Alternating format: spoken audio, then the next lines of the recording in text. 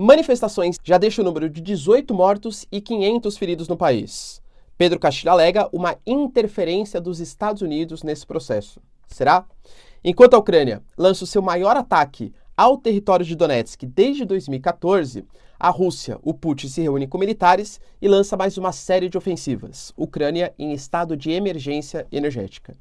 E os Estados Unidos, como faz parte da geopolítica de todos os países, aumenta os seus tentáculos, fala com a União Africana, pede um afastamento em relação China e Rússia, manda tropas para a fronteira com a Rússia, vamos discutir um pouco mais por que isso está acontecendo, cria um escritório de coordenação das relações geopolíticas com os chineses, tentando estabelecer como superar a China, essa é a grande verdade, e fala que a Crimeia vai sim ou pode ser dominada pelos ucranianos, que eles têm força militar, inclusive, para conseguir esse objetivo.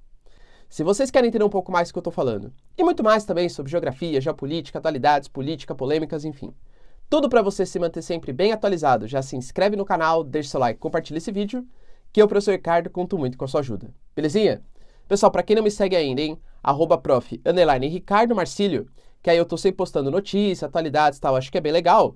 E claro, se você quiser contribuir aqui para o canal sendo membro, sensacional, uma contribuição esporádica também, pessoal, sempre ajuda, claro, tá? Importante para eu continuar pesquisando aqui e tal. Ou, caso você não queira, não possa tal, era só seu like, seu engajamento já tá mais que sensacional. Tamo junto? Então bora lá pro vídeo, ó. Seguinte.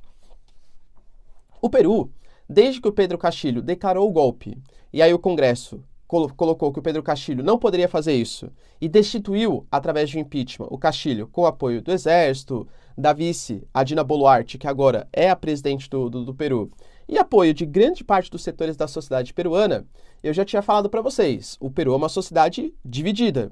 A eleição colocou Pedro Castilho na presidência, ela aconteceu há pouco tempo, e o Castilho ganhou com 50,12% dos votos. A outra candidata, que era Keiko Fujimori, familiar do Alberto Fujimori, ex-ditador peruano, ela tinha uma gama ali de seguidores muito próximos a ela, grande parte do parlamento ainda sofre forte influência, né, do Alberto Fujimori, da família Fujimori, e convenhamos que a maior parte da população votou no Castilho porque não gostava da Keiko Fujimori, ou votou na Keiko Fujimori porque não gostava do Castilho. É fato, tá?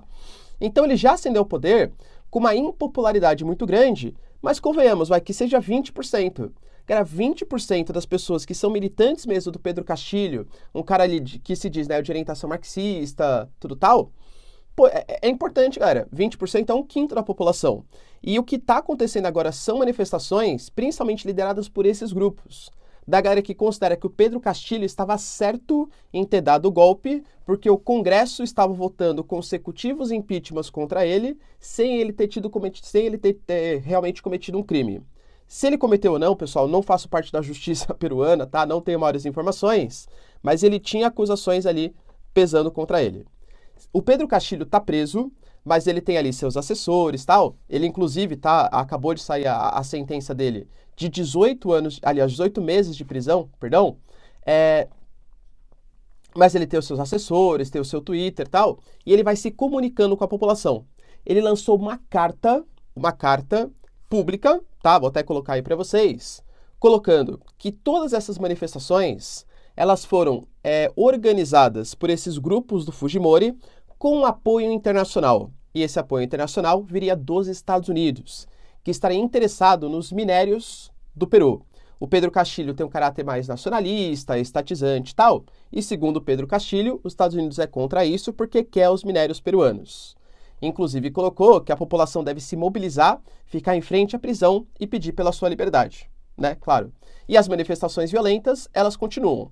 A Dina Boluarte, ela pediu para antecipar as eleições para 2023, para ela sair do cargo de presidente em 2024, só que o parlamento não aceitou. Ah, professor, claro, né? Porque o parlamento gosta dela. Não, porque está pedindo a renúncia imediata da Dina Boluarte, falando que as manifestações que acontecem no Peru, mesmo com o Peru em um estado de emergência, então, por exemplo, segundo as leis, tá?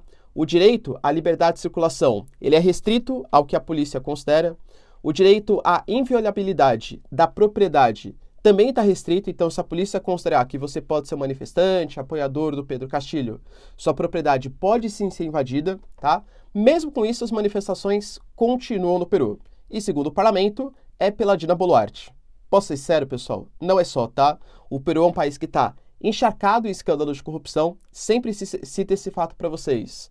Dos 6 últimos presidentes, 5 estão presos e 1 está morto porque ia ser preso.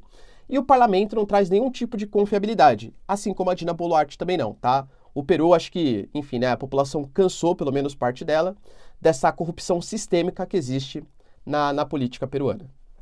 A gente teve hoje, na verdade ontem, ataques importantes da Ucrânia, que vem aumentando ali, né, suas posições em Kherson, aumentou suas posições em Kharkiv e agora fez o maior ataque desde 2014, quando todas as manifestações ali começaram, ao território de Donetsk, que é uma das partezinhas ali de Donbás, né? A Rússia, óbvio que viu com maus olhos isso acontecendo e denunciou, tá vendo, olha só, eles estão desrespeitando as leis, estão fazendo aqui ataques aos direitos humanos, tal. Galera, a Rússia também faz a mesma coisa, né? Enfim, sem hipocrisia, tá bom? E o Putin, aliás, o Zelensky ele até falou, tá? Ele falou que segundo o serviço de inteligência ucraniano, a Rússia está planejando um ataque massivo com mais de 200 mil militares para o futuro próximo, na melhor das opções para março, mas podendo ser fevereiro, janeiro e até no finalzinho de dezembro, na passagem do ano. Será, pessoal? Não sabemos, tá? Mas o Putin ele se reuniu com principais militares ali do país e colocou ações imediatas que têm que ser feitas contra os ucranianos. E essas ações elas foram tomadas. A gente teve ataque a Kharkiv, que é a segunda maior cidade da Ucrânia, ataques em Kiev, inclusive que até paralisaram o serviço de metrô do país, ataques em Kherson, enfim, foram ataques em praticamente todos os pontos ali do território ucraniano. E os ataques, como eu sempre falo para vocês, eles estão atingindo principalmente infraestrutura energética. Tanto que ontem, por exemplo, a Ucrânia declarou estado de emergência para a energia, com mais de 50% do país sem energia, no momento de inverno, em que aquecimento é mais que necessário no frio do inverno europeu, e com o sistema de bombeamento de água também não funcionando. Porque esse sistema de bombeamento, grande parte dele também depende de energia. Então você pega grande parte ali das pessoas que estão no território ucraniano sem acesso à água hoje, tá? É uma situação extremamente complicada, tá? Extremamente complicada. E os Estados Unidos, aumentando ali os seus tentáculos geopolíticos, como a China faz, como a Rússia faz, no mundo da geopolítica, esqueça os maniqueísmos, tá? Não tem bonzinho e malvado no mundo. Tem interesses em disputa. É isso. Os Estados Unidos, ele fez 4 ações que eu achei bem significativas na tentativa de ampliar o seu arsenal geopolítico. Primeiro, a gente teve uma manifestação do John Kirby, que é um cara super importante nas relações diplomáticas americanas, garantindo que a Ucrânia tem o direito e vai ser apoiada pelos Estados Unidos na sua busca pela reconquista da Crimeia, que a Crimeia tem sim que pertencer aos ucranianos, porque o referendo que aconteceu lá em 2013, 2014, ele não tem nenhum tipo de reconhecimento internacional. A Rússia fala que como ela fez o referendo e quase 95% da população votou pelo sim, queremos pertencer à Rússia, é válido. Agora, se os referendos eles foram legitimados, se a Rússia não manipulou, cara, convenhamos, né? Não teve nenhum tipo de fiscalização internacional, tá? Essa busca aí.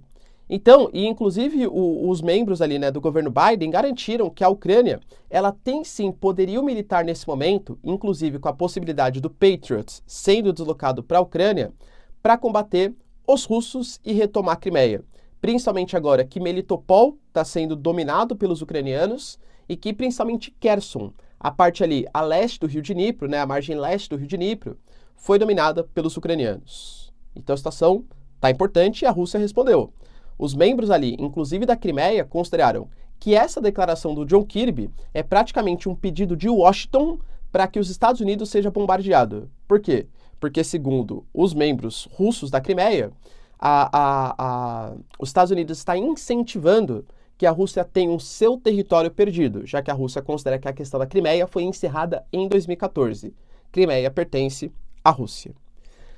O Biden, inclusive, pediu para que a União Africana, 55 países, entrem no G20, né, com uma demonstração de força para a África e tal.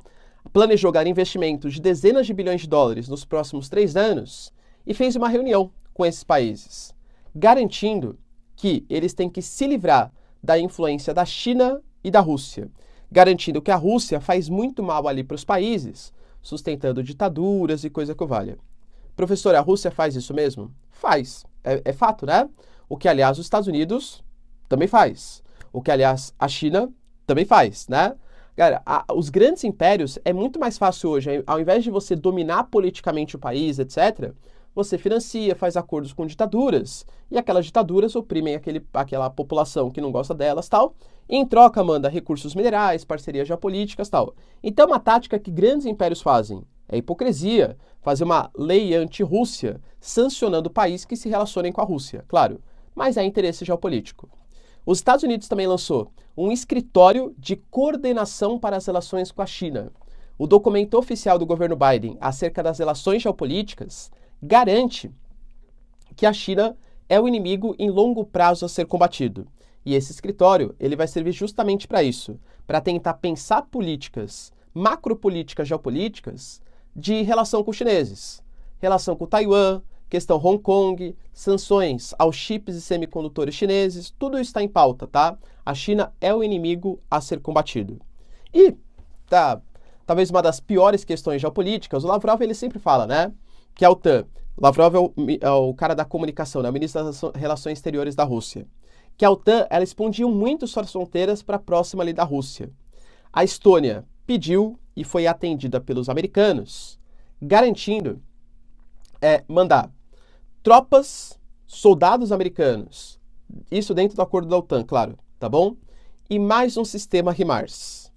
De novo, você fala, professor, mas tem a autodeterminação dos povos. A Estônia pode colocar as tropas da OTAN que ela quiser. Pode colocar um sistema que pode atacar a Rússia. Até direito deles. Realmente, galera, só que percebe como fica um pouco mais complicado? Se a gente fala, por exemplo, e se Cuba recebesse um sistema de defesa da Rússia com possibilidade de atacar os Estados Unidos? Qual seria a reação americana? Os Estados Unidos, por exemplo, está expandindo a sua frota submarina para fiscalizar as atividades da China no Mar do Índico-Pacífico. E se fosse a China expandindo os submarinos para fiscalizar as atividades americanas no Mar da Califórnia? Entende? Então, de novo, quer dizer que a China e a Rússia são bonzinhos? Nem de longe.